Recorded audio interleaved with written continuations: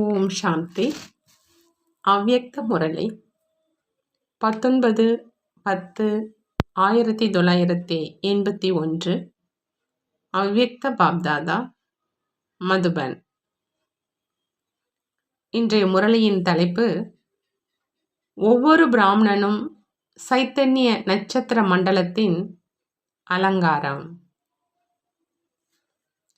இன்று ஞான சூரியன், ஞான சந்திரன் தங்களுடைய நட்சத்திர மண்டலத்தை பார்ப்பதற்காக வந்திருக்கிறாங்க. நட்சத்திரங்களுக்கு நடுவுல ஞான சூரியன், ஞான சந்திரன் 2 பேருமே சேர்ந்து வந்திருக்கிறாங்க. பொதுவா இந்த பௌதிக உலகத்துல சூரியன், சந்திரன் கூடவே நட்சத்திரங்கள் சேர்ந்து இருப்பது கிடையாது. ஆனா சைத்தன்ய நட்சத்திரங்கள் சூரியன் மற்றும் சந்திரனின் உடன் இருக்கிறாங்க. நட்சத்திரங்களினுடைய ஆன்மீக கூட்டம். இன்று பாப்தாதா விதவிதமான நட்சத்திரங்களை பார்க்கறாங்க. ஒவ்வொரு நட்சத்திரத்திலையும் அவங்களுடைய விசேஷம் இருக்குதுன்னு சொல்றாங்க பாபா. சின்ன சின்ன நட்சத்திரங்களும் இந்த நட்சத்திர மண்டலத்தை மிக நல்ல அழகானதாக ஆக்கிட்டு இருக்கிறாங்க. பெரியவர்களும் இருக்கத்தான் இருக்கிறாங்க. ஆனா சிறியவர்களுடைய மின்மினுப்பு கூட்டத்தின் அழகை அதிகரிக்குதுன்னு சொல்றாங்க. சிறியவர்களுடைய அந்த மின்மினுப்பு கூட்டத்தினுடைய அழகை அதிகரிக்குது. பாப்தாதா ஒவ்வொரு நட்சத்திரத்தினுடைய அவசியம் எவ்வளவு இருக்குது அப்படிங்கிற இந்த விஷயத்தை பார்த்து பார்த்து மகிழ்ச்சி அடைஞ்சிட்டு இருக்கிறாங்க. சிறியதிலும் சிறிய நட்சத்திரமும் ரொம்ப அவசியமா இருக்குது. மகத்துவம் நிறைந்த காரியம் செய்பவர்களாக இருக்கிறாங்க அப்படின்னா, இன்று பாப்தாதா ஒவ்வொருத்தவங்களுடைய மகத்துவத்தை பார்த்துட்டு இருந்தாங்க. எப்படி வெளி உலக குடும்பத்துல தாய் தந்தையர் ஒவ்வொரு குழந்தையினுடைய குணங்களின், செய்யக்கூடிய காரியங்களின், நடத்தையின் விஷயங்களை பேசுறாங்க. அதே மாதிரி எல்லைக்கு அப்பாற்பட்ட தாய் தந்தையாகிய ஞான சூரியன் மற்றும் சந்திரன் எல்லைக்கு அப்பாற்பட்ட பரிவாரத்தின் மற்றும் அனைத்து நட்சத்திரங்களுடைய விசேஷங்களை பற்றி பேசிட்டு இருந்தாங்க. பிரம்ம பாபா அல்லது சந்திரன் இன்று உலகின் நாலாபுறங்களிலும் மூலையில மின்னிக்கிட்டு இருக்கும் தன்னுடைய நட்சத்திரங்களை பார்த்து பார்த்து விசேஷமா குஷியில ஆடிக்கிட்டு இருந்தாங்க. ஞான சூரியன் தந்தையோ ஒவ்வொரு நட்சத்திரங்களினுடைய அவசியம் மற்றும் விசேஷத்தை சொல்லிக்கிட்டே அந்த அளவு மகிழ்ச்சி அடைஞ்சிட்டு இருந்தாங்க. இதை வார்த்தைகளால் வர்ணிக்கவே முடியாது அப்படிங்கிறாங்க பாபா. அந்த நேரத்துல சித்திரத்தை புத்தியினுடைய நினைவு அப்படிங்கிற கேமரா மூலம் படம் பிடிக்க முடியுமா அப்படின்னு கேட்குறாங்க. சாக்காரத்துல யார் யாரெல்லாம் அனுபவம் செஞ்சிருக்கிறாங்களோ அவங்களும் நல்ல முறையில தெரிஞ்சுக்க முடியும். முகம் எதிரில் வந்துடுச்சு தான் இல்லையா? என்ன தென்படுது? கண்கள்ல முத்து ஜொலிக்கும் மாதிரி அந்த அளவு மகிழ்ச்சி அடைஞ்சிருக்காங்க. இன்று எப்படி வைர வியாபாரி ஒவ்வொரு வைரத்தினுடைய மகத்துவத்தை வர்ணனை செய்யறாங்க, அதே மாதிரி சந்திரன் ஒவ்வொரு வைரத்தினுடைய மகிமையை செஞ்சிட்டு இருந்தாங்க. உங்கள் அனைவருடைய மகிமையாக என்ன சொல்லியிருப்பாங்க அப்படின்னு நீங்க புரிஞ்சிக்க முடியுமான்னு பாபா கேட்குறாங்க. என்னுடைய மகான் நிலையின் மகிமையை தெரிஞ்சிருக்கீங்களா? தன்னுடைய மகான் நிலையினுடைய மகிமையை தெரிஞ்சிருக்கீங்களான்னு பாபா கேட்குறாங்க. அனைவரின் ஒரு முக்கியமான விஷயத்தின் விசேஷம் மற்றும் மகா நிலை மிக தெளிவா தெரியுது, தெளிவா இருக்குது.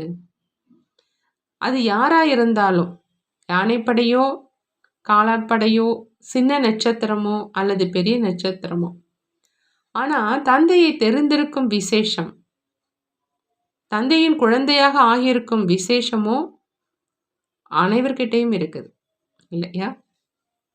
தந்தையே சாஸ்திரங்களுடைய அதிகாரம் உள்ள மிக பெரியவர்கள், மதத்தின் அதிகாரம் உள்ளவங்க, அறிவியலுடைய அதிகாரம் உள்ளவங்க, ராஜ்யத்தினுடைய அதிகாரம் உள்ளவங்க, பெரிய பெரிய அழியும் பட்டங்களின் அதிகாரம் உள்ளவங்க அனைவருமே தந்தையை தெரிஞ்சுக்கல. ஆனா நீங்க அனைவரும் தந்தையை தெரிஞ்சுக்கிட்டீங்க. அவங்க இதுவரையிலும் வாங்க வாங்க அப்படின்னு அழைச்சிக்கிட்டே தான் இருக்கிறாங்க. சாஸ்திரவாதிகளோ எப்போ கணக்கை போட்டுக்கிட்டே இருக்கிறாங்க. சாஸ்திரவாதிகள் இப்போ கணக்கு போட்டுக்கிட்டே தான் இருக்கிறாங்க. விஞ்ஞானிகளோ தங்களுடைய கண்டுபிடிப்புகளில் அந்தளவு மூழ்கி இருக்கிறாங்க. ஆகையினால தந்தையினுடைய விஷயங்களை கேட்பதற்கும் புரிந்து கொள்வதற்கும் நேரமே இருக்கிறதில்ல. தன்னுடைய காரியங்களிலேயே மூழ்கி இருக்கிறாங்க. ராஜ்ய அதிகாரம் இருக்கிறவங்க தன்னுடைய ராஜ்யத்தின் நாற்காலியை பாதுகாப்பதிலேயே பிஸியாக இருக்கிறாங்க. நேரமே இருக்கல அவங்களுக்கும். மதத்தினுடைய தலைவர்களுக்கும் தங்களுடைய மதம் அழிஞ்சிடக்கூடாது அப்படிங்கிற அதை பாதுகாப்பதிலேயே பிஸியாக இருக்கிறாங்க. இந்த என்னுடையது என்பதிலேயே எல்லோரும் மிக பிஸியாக இருக்கிறாங்க. ஆனால் நீங்கள் அனைவரும் வரவழைப்பதற்கு பதிலாக சந்திப்பு செய்கிறவங்க. இந்த விசேஷம் மற்றும் மகான் தன்மை உங்கள் அனைவரிடமும் இருக்குது. என்கிட்ட என்ன விசேஷம் இருக்குது, என்னிடமும் ஒரு குணமும் இல்லை என்று அப்படி நினைக்கலையே அப்படிங்கிறாங்க பாபா. என்கிட்ட எந்த குணமும் இல்லை அப்படின்னு சொல்லக்கூடிய வார்த்தை பக்தர்களுடையது. குணங்களினுடைய கடல். தந்தையினுடைய குழந்தை ஆவது அப்படின்னா குணம் நிறைந்தவராக ஆகிறது. அப்படி ஒவ்வொருத்தங்க கிட்டையும் ஏதாவது குணத்தினுடைய விசேஷம் இருக்குது. மேலும் தந்தை அந்த விசேஷத்தை தான் பார்க்கறாங்க. எப்படி ராஜ பரிவாரத்தின் ஒவ்வொரு நபரிலும் அந்த அளவு சம்பன்னம் அவசியம் இருக்குது இல்லையா? அவங்க ஒரு பொழுதும் யாசிக்கக்கூடியவங்களாக இருக்க முடியாது. அந்த மாதிரி குணங்களுடைய கடல் தந்தையினுடைய குழந்தைகள் ஏதாவது குணத்தினுடைய விசேஷம் இல்லாம குழந்தை என்று சொல்ல முடியாது. அப்படி நீங்கள் எல்லோருமே குணம் நிறைந்தவர்கள், மகான், விசேஷ ஆத்மாக்கள், சைத்தன்ய நட்சத்திர மண்டலத்தின் அலங்காரம். நீங்க யார் அப்படின்னு இப்போ புரிஞ்சுக்கிட்டீங்களான்னு பாபா கேட்குறாங்க. நீங்க பலமற்றவர்கள் கிடையாது, பலம் நிரம்பியவர்கள். ஏன்னா நீங்கள் மாஸ்டர் சர்வசக்திவான். அந்த மாதிரி ஆன்மீக போதை எப்பொழுதும் இருக்குதா அப்படின்னு கேட்குறாங்க பாபா. ஆன்மீக நிலையில இருக்கும் பொழுது ஒரு பொழுதும் அபிமானம் இருக்காது, சுவமானம் இருக்கும். சுவமானம் அப்படின்னா சுயம் ஆத்மாவினுடைய உணர்வு. சுவமானம் அபிமானம் ரெண்டுக்கும் வித்தியாசம் இருக்குது. ஆகையினால பாபா சொல்றாங்க, எப்பொழுதுமே சுவமானம் அப்படிங்கிற ஆசனத்துல அமர்ந்துருங்க. அபிமானம்ங்கிற ஆசனத்தை விட்டுடுங்க. அபிமானத்தின் ஆசனம் மேலோட்டமா மிக அலங்கரிக்கப்பட்டதா இருக்கும். பார்க்கும்போது இதயத்துக்கு பிடித்ததாக ஓய்வாக அமரலாம் அப்படிங்கிற விருப்பம் இருக்கும். ஆனா உள்ள முட்களினுடைய ஆசனம் இருக்கும். இந்த அபிமானத்தின் ஆசனம் எப்படி சாப்பிட்டாலும் வேதனை அடை மற்றும் சாப்பிடாவிட்டாலும் வேதனை அடை அப்படிங்கிற பழமொழி இருக்குது. இந்த ஆசனமும் அதே மாதிரி தான்.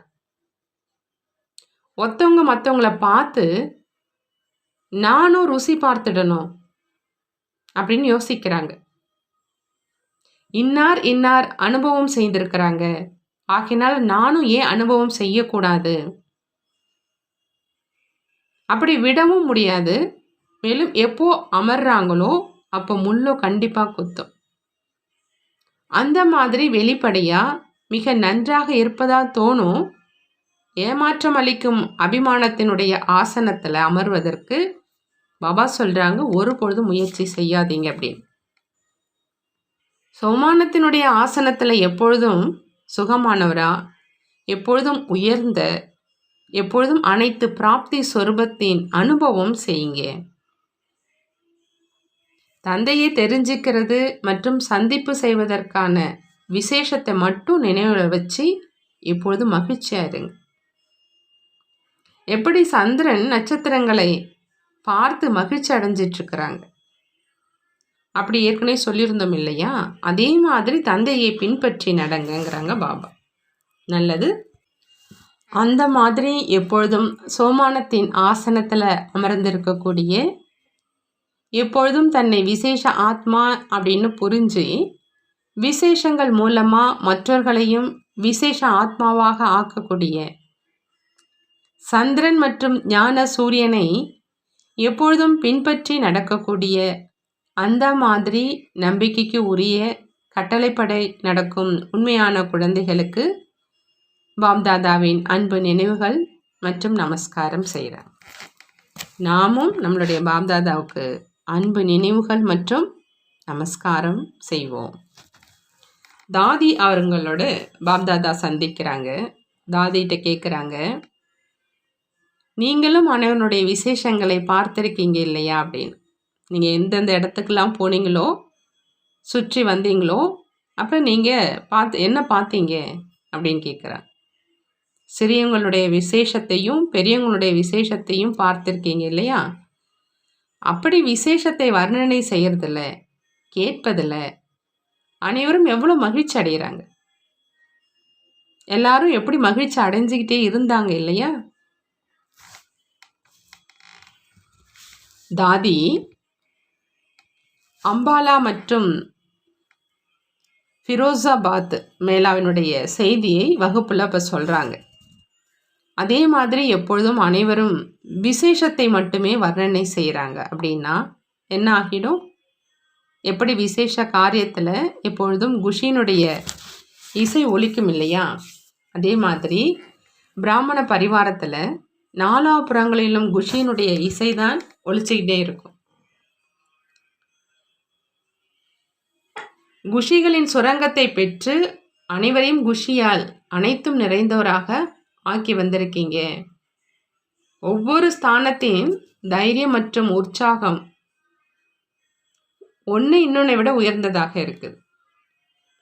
தந்தையும் குழந்தைகளுடைய தைரியத்தையும் ஊக்கம் உற்சாகத்துக்காக ஒவ்வொரு குழந்தையினுடைய மகிமையினுடைய குணங்களின் மலர் மழை பொழிகிறாங்க. நல்லது.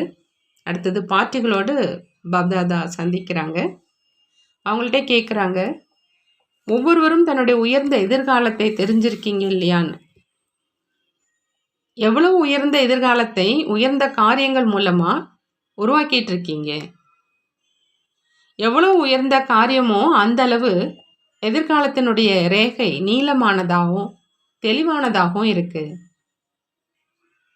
எப்படி கைகள் மூலமாக எதிர்காலத்தை பார்க்குறாங்க, என்ன பார்க்குறாங்க? ரேகை நீளமாக இருக்குதா, இடையிடையில துண்டிக்கலையே அப்படின்னு பார்க்குறாங்க இல்லையா? அதே மாதிரி இங்கேயும் இருக்குது. ஒருவேளை எப்பொழுதும் உயர்ந்த காரியம் செய்பவராக இருக்கிறாங்க அப்படின்னா எதிர்காலத்தினுடைய ரேகையும் நீளமானதா, நிரந்தரமா, தெளிவானதா, உயர்ந்ததாக இருக்குது. ஒருவேளை சில நேரம் உயர்ந்ததா, சில நேரம் சாதாரணமாக இருக்குது அப்படின்னா ரேகையும் இடையிடையே துண்டிக்கப்பட்டிருக்கும். சில நேரம் நிற்பாங்க, சில நேரம் முன்னேறி செல்வாங்க. ஆகையினால எப்பொழுதும் உயர்ந்த காரியம் செய்பவராக இருக்கணுங்கிறாங்க பாபா. தந்தை எதிர்காலத்தை உருவாக்கக்கூடிய சாதனத்தையே கொடுத்துட்டாங்க. உயர்ந்த காரியம் எதிர்காலத்தை உருவாக்குவது எவ்வளோ சுலபமானதாக இருக்குது. உயர்ந்த காரியம் செய்யுங்க, பல கோடி மடங்கு பாக்கியசாலியினுடைய எதிர்காலத்தை அடைங்க. உயர்ந்த காரியத்தினுடைய ஆதாரம் உயர்ந்த நினைவு, உயர்ந்ததிலும் உயர்ந்த தந்தையினுடைய நினைவில் இருப்பது அப்படின்னா உயர்ந்த காரியம் நடக்குது. அந்த மாதிரி நீங்கள் நல்ல எதிர்காலம் உள்ளவங்க இல்லையா? அனைவருமே எதிர்காலம் உள்ளவங்க தான். ஆனால் உயர்ந்ததாக இருக்குதா அல்லது சாதாரணமாக இருக்குதா அப்படிங்கிற இதில் வரிசை எண் வந்துடுது. பாபா கேட்குறாங்க, நிரந்தரமான எதிர்காலத்தினுடைய ரேகையை போட்டுட்டீங்களா அல்லது சின்னம் சிறியதை போட்டிருக்கீங்களா? அப்படி நீளமானது தான் போட்டிருக்கீங்க இல்லையா? அழியாது இல்லையா? இடையிடையே அழியக்கூடியது கிடையாது, எப்பொழுதுமே இருக்கக்கூடியது. அந்த மாதிரி எதிர்காலம் உள்ளவங்க, இப்போதைக்கும் நல்ல எதிர்காலம் உள்ளவங்க, அநேக ஜென்மங்களுக்கும் நல்ல எதிர்காலம் உள்ளவங்கங்கிறாங்க பாபா. அடுத்தது இன்னொன்று கேட்குறாங்க பாபா அவங்கள்ட்ட, அனைவரும் தன்னை இந்த நாடகத்துக்குள்ள தந்தையுடன் அன்பான மற்றும் சகயோகி ஆத்மாக்கள் அப்படின்னு புரிஞ்சு நடந்துக்கிறீங்களான்னு கேட்குறாங்க. ஆத்மாக்கள் நமக்கு இந்த அளவு உயர்ந்த பாக்கியம் கிடைச்சிருக்குது, இந்த பதவி எப்பொழுதும் நினைவிருக்குதான்னு கேட்குறாங்க. எப்படி உலகத்தில் கூட உயர்ந்த பதவியில் இருக்கக்கூடிய ஆத்மாவின் அவங்க கூட இருந்து காரியம் செய்பவர்களும் எவ்வளோ உயர்ந்ததாக நினைக்கிறாங்க. ஆனால் உங்களுடைய பங்கு, உங்களுடைய காரியம் யாரு கூட இருக்குது? சுயம் தந்தையோடு இருக்குது. அப்படின்னா எவ்வளவு உயர்ந்த பங்காக ஆயிடுச்சு, அந்த மாதிரி நினைக்கிறீங்களா அப்படின்னு கேட்குறாங்க பாபா. முன்போ சிறிதளவு தரிசனம் கிடைச்சிட்டுமே அப்படின்னு அழைச்சிட்டு மட்டும் இருந்தீங்க, அந்த ஆசையை தான் வச்சிட்டு இருந்தீங்க இல்லையா? அதிகாரி ஆவதற்கான ஆசை மற்றும் எண்ணத்தையும் நினைச்சு கூட பார்க்க முடியாது, அசம்பவம் அப்படின்னு நினைச்சிங்க. ஆனால் இப்போ அசம்பவ விஷயமா என்ன இருந்ததோ அது சம்பவமாக நடந்தேறிடுச்சு. இந்த நினைவு இருக்குதான்னு கேட்குறாங்க பாபா. எப்பொழுதும் இருக்குதா அல்லது சில நேரம் இருக்குதான்னு கேட்குறாங்க. ஒருவேளை சில நேரம் இருக்குது அப்படின்னா பிராப்தியா என்ன அடைவீங்க? சில நேரம் ராஜ்யம் கிடைக்கும், சில நேரம் ராஜா ஆவீங்க, சில நேரம் பிரஜை ஆவீங்க. யார் நிரந்தரமான சகயோகியாக இருக்கிறாங்களோ அவங்க தான் நிரந்தரமான ராஜா. அதிகாரமும் அழியாததா நிரந்தரமானதாக இருக்குது. எவ்வளோ காலம் தந்தை உத்தரவாதம் கொடுத்திருக்கிறாங்களோ அரைக்கல்பம் அதில் எப்பொழுதுக்குமான ராஜ்ய பதவியை பிராப்தி செய்ய முடியும். ஆனால் ராஜயோகி இல்லை அப்படின்னா ராஜ்யமும் கிடையாது. எப்போ வாய்ப்பு நிரந்தரமாக இருக்குது அப்படின்னா சிறிது காலத்துக்காக ஏன் பெற்றுக்கொள்றீங்கிறாங்க பாபா. நல்லது, சங்கமயுகத்தை புதிய யுகம் அப்படின்னு சொல்ல முடியும். ஏன் அப்படின்னா அனைத்துமே புதிதாக ஆகுது. புதிய யுகத்தை சேர்ந்தவர்களுடைய ஒவ்வொரு நேரத்தின் ஒவ்வொரு நடத்தையும் புதுசு, எழுதுவதும் புதுசு, பேசுறதும் புதுசு, நடப்பதும் புதுசு. புதுசு அப்படின்னா என்ன?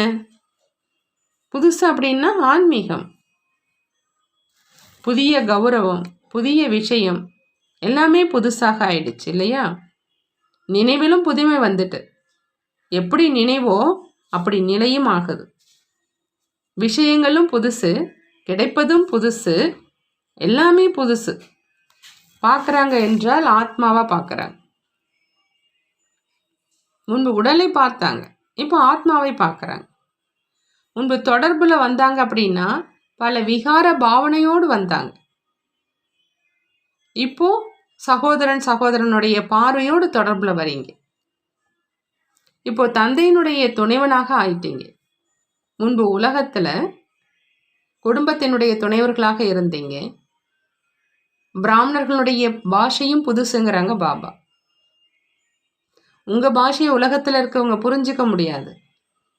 பகவான் வந்துட்டார் அப்படிங்கிற இந்த விஷயத்தை மட்டும் சொல்கிறீங்க, இருந்தாலும் ஆச்சரியம் அடைகிறாங்க, புரிஞ்சிக்கல இவங்க என்ன பேசுகிறாங்க அப்படின்னு சொல்கிறாங்க. அப்படி உங்களுடைய அனைத்து விஷயங்களும் புதுசு ஆகினால ஒவ்வொரு நேரமும் தனக்குள்ளும் புதுமையை கொண்டு வாங்க. என்ன மனநிலை ஒரு நொடி முன்பு இருந்ததோ அது அடுத்த வினாடி இல்லை, அதை விட மேலாக இருந்தது. இதைத்தான் வேகமான முயற்சின்னு சொல்றது. யார் நேரம் முன்னேறும் கலையிலும் சில நேரம் நிற்கும் கலையிலும் இருக்கிறாங்களோ, யார் சில நேரம் முன்னேற கலையிலும் சில நேரம் நிற்கக்கூடிய கலையிலும் இருக்கிறாங்களோ, அவங்கள நம்பர் 1 முயற்சியாளர் அப்படின்லாம் சொல்ல மாட்டோம். நம்பர் 1 முயற்சி செய்கிறவங்களுடைய அடையாளம் எப்படி இருக்கும் அப்படின்னா, ஒவ்வொரு நேரமும் ஒவ்வொரு எண்ணத்திலும் முன்னேறும் கலை இருக்கும். அவங்கள தான் நம்பர் 1 முயற்சி செய்கிறவங்கன்னு சொல்லலாம். இந்த நேரம் 80% இருக்குது அப்படின்னா, ஒரு வினாடிக்கு பிறகு 81% என்று இருக்கணும். 80க்கு 80ஆக கூட இருக்கக்கூடாது. ஏறும் கலை அப்படின்னா எப்பொழுதும் முன்னேறிக்கிட்டே இருக்கணும். பிராமண வாழ்க்கையினுடைய காரியமே முன்னேறுவது மற்றும் மற்றவர்களை முன்னேற்றுவது. உங்களுடைய முன்னேறும் கலையில அனைவருக்கும் நன்மை இருக்குங்கிறாங்க பாபா. அந்த அளவு உங்கள் அனைவர் மேலும் பொறுப்பு இருக்குது. நல்லது. ஓம் சாந்தி. பாபா வரதானம் கொடுக்குறாங்க. வீணானதனுடைய கசிவை முடிச்சு சக்தி நிறைந்தவராக ஆகக்கூடிய குறைந்த செலவில் நிறைந்த பலன் பெறுபவர் ஆகுக. குறைந்த செலவில் நிறைந்த பலன் பெறுபவராக ஆகணும் அப்படின்னா பாபா சொல்கிறாங்க, வீணானதனுடைய கசிவெல்லாம் முடிச்சிருங்க, சக்தி நிறைந்தவர்களாக ஆகுங்க அப்படின்னு. சங்கமேகத்தில் பாப்தாதா மூலமாக என்னென்ன பொக்கிஷங்கள்லாம் கிடைச்சிருக்கோ அந்த அனைத்து பொக்கிஷங்களை வீணாக செல்வதிலிருந்து பாதுகாத்தீங்க அப்படின்னா குறைந்த செலவில் நிறைந்த பலன் அடைபவராக ஆயிடுவீங்க. வீணானவற்றில் இருந்து மிச்சப்படுத்துவது அப்படின்னா சக்தி நிறைந்தவராக ஆகிறது. எங்கு சக்தி நிறைந்த நிலை இருக்குது அப்படின்னா அங்கு வீணானவே இருக்காது. ஒருவேளை வீணானவற்றின் கசிவு இருக்குது அப்படின்னா சோதனை செஞ்சு அதை முடிச்சிட்டிங்க அப்படின்னா வீணானிலிருந்து சக்தி நிறைந்தவராக ஆயிடுவீங்கிறாங்க பாபா. ஸ்லோகன்: இல்லறத்தில் இருந்துக்கிட்டே சம்பூர்ண தூய்மையாக இருப்பது, இதுதான் யோகி மற்றும் ஞான சொரூப ஆத்மாவுக்கான சவால் அப்படிங்கிறாங்க. யோகி மற்றும் ஞான சொரூப ஆத்மாவுக்கான சவால் என்ன பாபா சொல்கிறாங்க அப்படின்னா, இல்லறத்தில் இருந்துக்கிட்டே சம்பூர்ண தூய்மையாக இருப்பது. நல்லது. இந்த முரளியினுடைய சாரத்தை பார்க்கலாம். பாபா சொல்கிறாங்க, சாஸ்திரங்களுடைய அதிகாரம் இருக்கிற மிகப்பெரியவங்க, மதத்தின் அதிகாரம் இருக்கிறவங்க, அறிவியலினுடைய அதிகாரம் இருக்கிறவங்க, ராஜ்யத்தினுடைய அதிகாரம் இருக்கிறவங்க, பெரிய பெரிய பட்டம் வாங்கினவங்க, அதாவது அழியக்கூடிய பட்டங்களுடைய அதிகாரம் இருக்கிறவங்க யாருமே தந்தையை தெரிஞ்சிக்கல. ஆனால் குழந்தைகள் நீங்கள் தந்தையை தெரிஞ்சிருக்கீங்க. தந்தையை தெரிஞ்சிருக்கக்கூடிய விசேஷம், தந்தையின் குழந்தையாக ஆகியிருக்கக்கூடிய விசேஷம் எல்லார்கிட்டையும் இருக்குது. ஆனால் உலகத்தில் இருக்கிறவங்க எல்லாருமே என்னுடையதுல ரொம்ப பிஸியாக இருக்கிறாங்க. நீங்கள் என்ன பண்ணுறீங்க? நீங்கள் அனைவருமே வரவழைப்பதற்கு, தந்தை வரவழைப்பதற்கு பதிலாக தந்தையோட சந்திப்பு செய்கிறவங்க. இந்த விசேஷம், இந்த மகான் தன்மை உங்கள் எல்லார்கிட்டையும் இருக்குது. நீங்கள் எல்லோருமே குணம் நிறைந்தவங்க, மகான், விசேஷ ஆத்மா, சைத்தன்ய நட்சத்திர மண்டலத்தினுடைய அலங்காரம். இந்த ஆன்மீக போதை உங்களுக்கு எப்பயும் இருக்கணுங்கிறாங்க. அப்போ அந்த ஆன்மீக நிலையில் அபிமானம் ஒருபொழுதுமே இருக்காது, சோமானம்தான் இருக்கும் அப்படிங்கிறாங்க. சோமானம் அப்படின்னா ஆத்மாவினுடைய உணர்வில் இருக்குது. ரெண்டுத்துக்குமே வித்தியாசம் இருக்குது. சோமானம், அபிமானம் ரெண்டுத்துக்குமே வித்தியாசம் இருக்குது. அப்போ நீங்கள் சோமானங்கிற ஆசனத்தில் உட்காருங்க, அபிமானங்கிற ஆசனத்தை விட்டுடுங்கிறாங்க. இந்த அபிமானங்கிற ஆசனத்தை பார்த்தா மேலோட்டமாக அலங்கரிக்கப்பட்டதாக இருக்கும், இதயத்துக்கு பிடிச்சதாக இருக்கும், ஓய்வாக அமரலாம் அப்படின்லாம் விருப்பம் இருக்கும். ஆனால் அது முட்களினுடைய ஆசனம். அந்த அபிமானத்தினுடைய ஆசனம் ஏமாற்றத்தை கொடுக்கும், வேதனையை கொடுக்கும். ஆகினால் அதுக்கு முயற்சி செய்யாதீங்க. சோமானத்தின் ஆசனத்தில் எப்பொழுதும் சுகமானவரா, எப்பொழுதும் உயர்ந்த அனைத்து பிராப்தி சொரூபத்தினுடைய அனுபவம் செய்யுங்க. எப்பயுமே மகிழ்ச்சியாக இருங்க. மகிழ்ச்சியாக இருக்கணும்னா தந்தையை தெரிஞ்சுக்கிறது, சந்திப்பு செய்வதற்கான அந்த விசேஷத்தை மட்டும் நினைவில் வச்சு மகிழ்ச்சியாக இருங்கங்கிறாங்க பாபா. ஒவ்வொருத்தவங்களும் தன்னுடைய உயர்ந்த எதிர்காலத்தை தெரிஞ்சிருக்கணும். உயர்ந்த காரியம் செய்யுங்க, பல கோடி மடங்கு பாக்கியசாலியினுடைய எதிர்காலத்தை அடைங்க. உயர்ந்த காரியத்தினுடைய ஆதாரம் பாபா என்ன சொல்றாங்க? உயர்ந்த நினைவு. உயர்ந்ததிலும் உயர்ந்த தந்தையினுடைய நினைவுல இருப்பது அப்படின்னா உயர்ந்த காரியம் நடப்பதுங்கிறாங்க. அடுத்து இந்த நாடகத்துல தந்தையோடு அன்பான சகயோகி ஆத்மாக்கள் நாம அப்படின்னு புரிஞ்சு நடந்துக்கணும்.